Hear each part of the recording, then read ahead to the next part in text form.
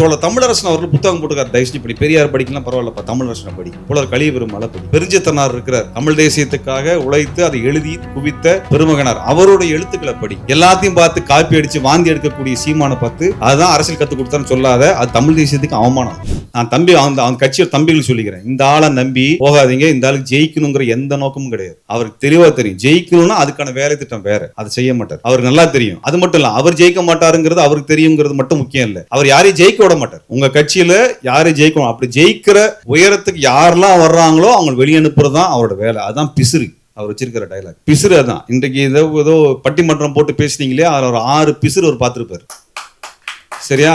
அந்த பிசிறு கொஞ்சம் வளர்ந்து வரும், வளர்ந்து வந்து தூக்கி வெளியே போட்டுவார். காளியம்மாள் அவர்களுக்கு என்ன நடந்ததோ அதான் நடக்கும். அப்ப இந்த நபரினுடைய வியாபாரத்துக்கு பலியாயிராதீங்க. நீங்க நல்ல உணர்வோடு தமிழ் உணர்வோடு வருகிறீர்கள். அப்ப நல்ல தமிழ் உணர்வோடு வந்தா அதற்குரிய வாசிப்பு உங்களுக்கு இருக்கணும். தமிழரசன் தோழர் தமிழரசன் அவர்கள் புத்தகம் போட்டுக்கார். தயவுசெய்து இப்படி பெரியார் படிக்கலாம் பரவாயில்லப்பா, தமிழரசனை படி, புலர் கலியபெருமாளை படி. பெருஞ்சித்தனார் இருக்கிறார், தமிழ் தேசியத்துக்காக உழைத்து அதை எழுதி குவித்த பெருமகனார், அவருடைய எழுத்துக்களை படி. எல்லாத்தையும் பார்த்து காப்பி அடிச்சு வாந்தி எடுக்கக்கூடிய சீமானை பார்த்து அதுதான் அரசியல் கத்து கொடுத்த சொல்லாத, அது தமிழ் தேசியத்துக்கு அவமானம், அது அசிங்கம். கஷ்டப்பட்டு உழைச்சி கட்சியை வளர்த்து அவரு பேரம் பேசி வியாபாரம் பண்றதுக்கு இடத்த கொடுத்துறாரு. அவர் எல்லா கட்சிக்கும் பேரம் பேசுறாரு. ஜெயலலிதா அம்மையார் வந்த உடனே அவருக்கு போய் முன்னாடி கை கட்டி நின்றுகிட்டு அவருக்கு நன்றி உருவம் நடத்தினார் சீமான். 2011 தலைவர் வந்து திராவிடத்தை வீழ்த்துறேன்னு சொல்லக்கூடிய இந்த பார்ப்பன கடப்பாறையை தூக்கிட்டு வர்றாரு. இந்த டிக்கெட் வேலூர்ல இருந்து நான் நடைபயணம் ஜெயலலிதா நன்றி தெரிவிக்கிறேன், அந்த அம்மா அப்பவே அடக்கி உட்கார வச்சிருச்சு. அதுக்கப்புறம் எடப்பாடி வந்து நேரம் கை கட்டி போய் பச்சை தமிழ் எடப்பாடி ஆட்சி சிறப்பா இருக்குன்னு சொல்லி ஸ்டெர்லைட் போல நடந்தப்ப சொல்லிட்டு வந்துட்டார். ஸ்டாலின் அவர்கள் திமுக எதிர்க்கிறேன்னு சொல்லிட்டு தனக்கு கேஸ் வருதோ அப்பெல்லாம் போய் திமுக தலைவரை போய் பார்த்துருவார். நல்லா புரிஞ்சுங்க, அவரு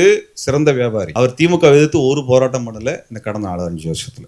மே 14 நாங்க பெரும் பட்டியலே போடுறோம். எந்த இடத்துல எல்லாம் திமுக அரசு கேள்வி கேட்டா நாங்க பெரும் பட்டியல் போடுறோம். அந்த பட்டியல்ல 0.25% அல்ல 10% கூட திமுக அரசை கேள்வி கேட்டு சீமான் போராடினது கிடையாது. எல்லா இடத்துலயும் போய் நேரம் பேரம் பேசுறது மட்டும்தான் வேலை. இப்ப விஜய்க்கு எதிராக பேசுறது, ஏதோ விஜயை வந்து இவர் எதிர்க்க நினைச்சிடாதீங்க. அவர் திமுக விஜயை எதிர்க்குது, விஜய் திமுக எதிர்க்கிறன்னு உடனே இவர் திமுக சேர்ந்து விஜய் எதிர்க்கிறார், வேற ஒண்ணும் கிடையாது. அதுக்கு போய் பேரம் பேச போயிருக்காரு. என்ன பேசினார் என்ன வாங்கினார் நம்மளுக்கு தெரியாது. ஆனா அந்த நபர் நம்பிக்கைக்குரிய நபர் அல்ல. 16 வருஷமா மக்களோட உணர்வை வைத்து கொண்டு வியாபாரம் பண்ணக்கூடிய ஒரு வியாபாரி. அந்த வியாபாரியை முதல்ல இந்த அரசியல் களத்துல இருந்து அப்புறப்படுத்தணும். ஏன்னா அவர் தமிழ் தேசியம் என்னன்னு தெரியாது. இதுவரைக்கும் தமிழ் தேசியம் என்னன்னு பேசுனதே கிடையாது. தமிழ் தேசியமும் தெரியாது, திராவிடமும் தெரியாது, மார்க்சியமும் தெரியாது. எல்லாம் அந்த கோனார் நோட்ஸ் இருக்க மாதிரி தலைவர்களின் பொன்மொழிகள்னு ஒரு 4 புக்கம் வாங்கி வச்சுக்குவாரு. அதை படிச்சு மனப்பாடம் பண்ணி மனப்பாட பகுதியில் ஒப்பிக்கிறதெல்லாம் நம்பி போய் ஏமாந்துறாரு.